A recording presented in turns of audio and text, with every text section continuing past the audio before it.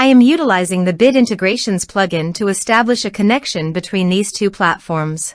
Let's go to Bit Integration Dashboard. Create integration. Search and select Everest Forms. Select a form.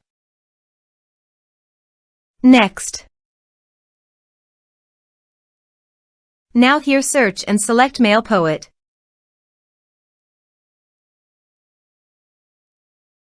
Here, give a meaningful integration name as you want. Click on Authorize.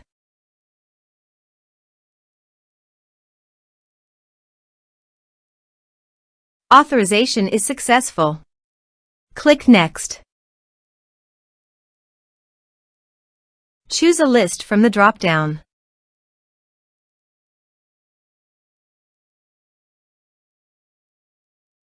Now do the field mapping.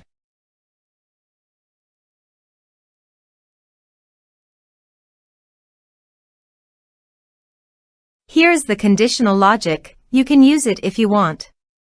If the condition matches, then the data you will send to MailPoet. Then click Next. Now save the integration. Go to the Everest Forms and fill in the form.